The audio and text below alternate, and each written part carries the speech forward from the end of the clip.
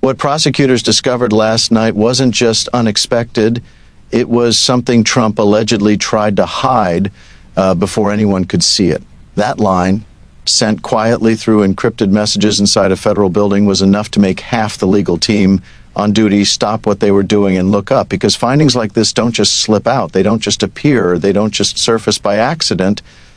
They appear when someone somewhere decides a truth has been buried long enough. Tonight, we're going to dissect that truth. We're going to look at the evidence, the politics, the motives, the legal maneuvers, and the pressure building behind closed doors. But before we move into the mechanics of the case, we need to understand the moment, because what happened last night was not routine. It was a pivot. It was a shift. It was the kind of reveal that forces everyone, from prosecutors to Congress, to reevaluate what they thought they knew. And it begins with a question that prosecutors themselves are asking: if this evidence was hidden, who hid it? Why was it hidden? And how long has it been concealed? Picture this. It's late. A prosecutor, one who's been involved in major federal cases for over 20 years, shares a document with a colleague. They don't raise their voice. They don't dramatize. They simply slide a file across a smooth conference table and say, "You need to see this. It changes everything." Now, if you're imagining some dramatic cinematic scene, let me stop you. Federal offices don't look like movies. There's no dim lighting, no ominous soundtrack, just cold fluorescent bulbs, coffee that tastes like regret, and the constant hum of printers that never stop. But sometimes reality doesn't need dramatic lighting. Sometimes the story itself is the drama. And this one? It arrived with force. Before the file was even fully reviewed, before analysts had time to dissect it, before anyone could confirm every detail, one prosecutor asked a question that stopped the room. Did Trump know this was coming out tonight? Because that's the part that stings.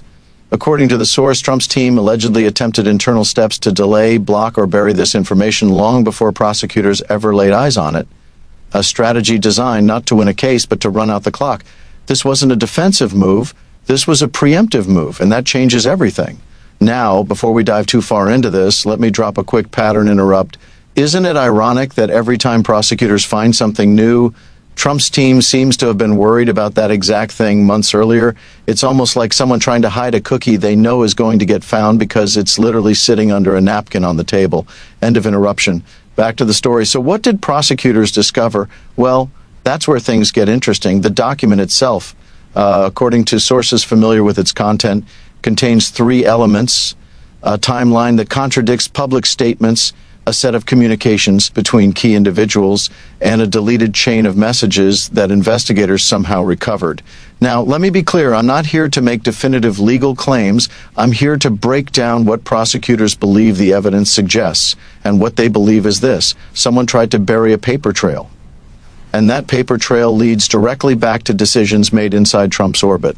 This discovery wasn't just important, it was explosive. Explosive enough that one insider described the reaction as, "You could feel the oxygen leave the room." Because here's the cliffhanger: if prosecutors recovered messages that were deleted, what else did they recover that hasn't been revealed yet? Because deleted messages are never deleted. Not really, and prosecutors know that, Trump's team knows that, Congress knows that, which brings us to the part of the story that most people have overlooked. Congress was already preparing to move faster than expected, even before this discovery became public. Why? Because they suspected something was coming. This section is about understanding that suspicion. The next section will be about understanding what they do next. But before we get there, we have to follow the events of the past 48 hours. According to a senior official with knowledge of the investigation, the discovery began with a simple, boring, fairly unexciting metadata discrepancy. Yes, metadata, the stuff nobody thinks about. A timestamp that didn't match, a message that appeared out of order, a small inconsistency that would mean nothing in normal life, but in a federal investigation, it means everything. Investigators pulled on that thread, and the moment they did, the entire timeline started to unravel. The result? A pathway to buried evidence that prosecutors didn't even know existed until hours before it was revealed. And here's the kicker. According to the source, if that one discrepancy didn't show up, none of this would have been found. It was luck, accidental discovery, happenstance, a mistake in a digital footprint. And that's what makes Trump's alleged strategy unravel. He didn't expect metadata to betray him. Let's pause. Think about every time you accidentally sent a message to the wrong person. Every time you tried to delete a text, every time you thought, no one will ever see that. Now imagine that feeling, but in a federal investigation. Yes, the irony writes itself. Okay, attention, reset complete, moving on. So what exactly is the prosecutor claiming Trump tried to do? Here's the clearest summary. They allege Trump's team attempted a four-step strategy. 1, delay discovery of evidence, push deadlines, stall communications, request extensions. 2, question the relevance of the material. If evidence is labeled outside the scope, prosecutors can't use it. 3, redirect attention to unrelated legal battles, a classic strategy, overwhelm the system with noise. 4, seal or classify material to limit access. If something is deemed sensitive, it can be restricted, even in court. And according to insiders, this plan was already underway before investigators uncovered the hidden material, meaning the strategy wasn't a reaction, it was preparation. That's why this reveal hit so hard. Prosecutors realized Trump's team expected this evidence to surface, and they prepared to bury it early. There is one more detail prosecutors are not publicly sharing: a list of individuals connected to the communications. Some known, some not publicly identified. Their identities are redacted in the documents reviewed by analysts. Why? Because revealing those names now could compromise the next phase of the investigation. The next section will dive into those phases: the congressional pressure, the legal scramble, and Trump's sudden shift in strategy. But for now, understand this: the cast of characters is larger than anyone thought, and someone in that cast is the reason prosecutors found the evidence last night. This section ends not with clarity, but with a question that prosecutors themselves are wrestling with. If this is what they uncovered by accident, what else has been buried on purpose?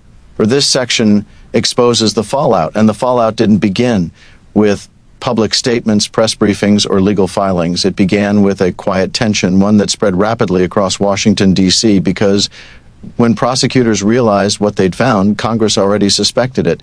And Trump's legal team, they felt the tremors before anyone else. Let's break down the scramble.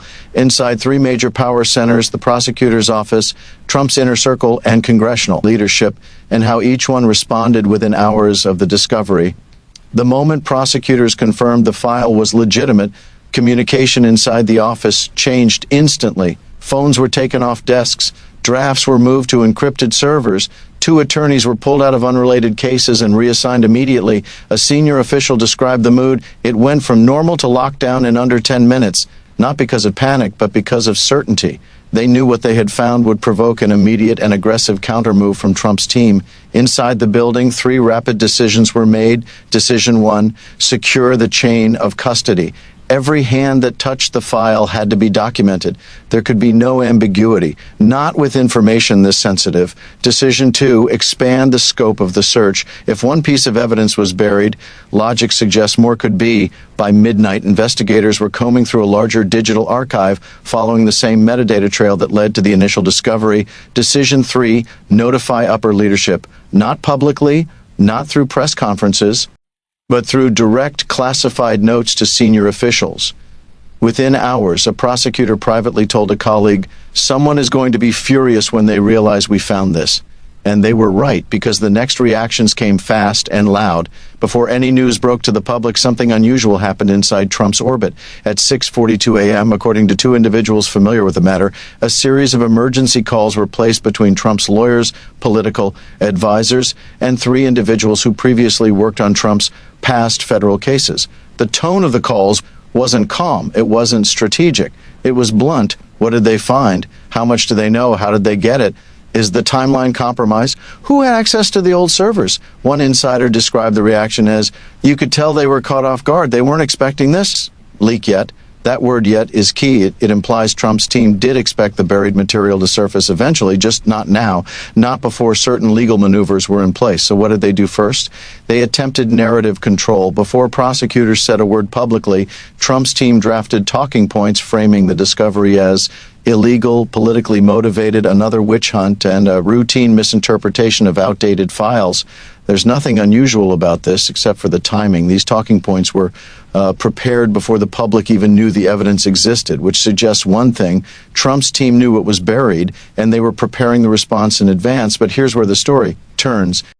Sources indicate that someone inside Trump's orbit, a staffer, advisor, or secondary legal contact, may have already known prosecutors were getting close to uncovering the deleted material. How?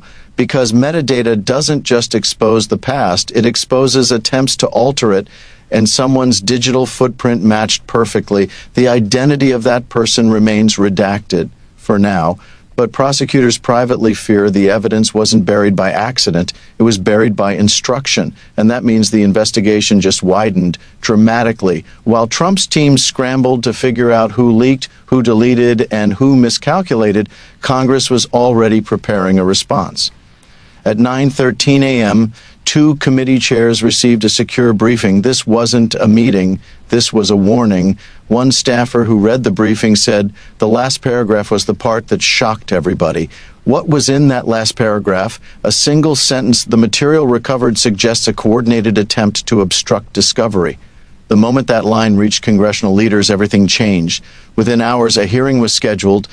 Subpoenas were drafted. A private meeting with legal experts was arranged. A classified briefing was placed on the calendar. The speed of the response was stunning. Congress wasn't reacting casually. They reacted as if they had been waiting for this moment, because they likely were. Behind closed doors, congressional investigators suspected for weeks that evidence was missing from the timeline. They just had no way to prove it until now. Here's where the tension escalates. The prosecutor's office wants the evidence for criminal proceedings. Congress wants it for oversight. Trump's team wants it sealed. 3 branches, 3 agendas, 1 explosive discovery. To simplify the tension, prosecutors want to analyze and expand the investigation. Congress wants to expose who ordered the cover-up. Trump's team wants to declare the evidence inadmissible. This clash ensures one thing: the public will soon see legal fireworks unlike anything in the last decade. But that battle hasn't reached the surface yet. The next sequence of events is what pushed everything over the edge. On the afternoon after the discovery, prosecutors received a message from an unexpected source. A witness who had previously refused to cooperate suddenly reached out and asked to speak privately. You don't need to be a legal expert to know what this means. People don't change their minds in high-profile investigations for no reason. They change their minds when they feel exposed, they see the direction of the evidence, or they fear being caught in a lie. According to insiders, the witness believed the new evidence could implicate them directly, and they wanted to clarify earlier statements.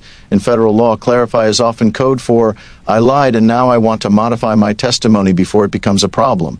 This witness is rumored to have played a minor advisory role with access to communications and knowledge of the attempted concealment. Their testimony may be the bridge that connects the buried evidence to Trump's strategic decisions. But here's the cliffhanger. Prosecutors are keeping this witness's new testimony secret until they can verify it, which means the next section will cover what the witness revealed, how prosecutors plan to use the new evidence, and why Trump's team is now bracing for a legal escalation they did not anticipate. But before we move into the final act, there's one more twist. Let me pause for a moment. Isn't it odd that every time Trump's team tries to bury something, someone else accidentally uncovers it? It's like trying to hide a fire by covering it with a blanket. Sure, you hide the flames, but the smoke, that's going everywhere. All right, back into the seriousness. By perhaps the most shocking development of all didn't come from prosecutors or Congress. It came from inside Trump's circle. Multiple reports suggest the team is no longer unified on how to respond to the discovery. There are 2 emerging strategies. The first group wants to fight every inch. This group wants to attack the investigators, discredit the evidence, file rapid-fire motions, demand suppression, and create political theater. This is the aggressive strategy often seen in previous cases. The second group wants to distance and reframe. This group fears the buried evidence could implicate more than just Trump. Their plan? Downplay involvement, shift blame to staff, claim Trump wasn't informed, and emphasize lack of direct knowledge. One advisor reportedly said, "This is the kind of thing that takes down more than one person," and that's the key. This discovery doesn't just threaten Trump, it threatens anyone involved in handling, altering, or suppressing the evidence. By the end of the first 24 hours after the discovery, all 3 power centers, prosecutors, Congress, and Trump's team, were locked into an accelerating timeline. 3 countdowns began simultaneously: a legal countdown where prosecutors race to confirm every detail, a political countdown as Congress prepares public hearings, and a personal countdown as Trump's team scrambles for a unified defense. But the most urgent countdown is the one prosecutors quietly acknowledge. The longer this evidence sits unopened, the more dangerous it becomes. because the buried file is not the end of the story. It is the beginning. This section ends with a realization the evidence wasn't just hidden. It was hidden for a reason. And the reason points to a coordinated plan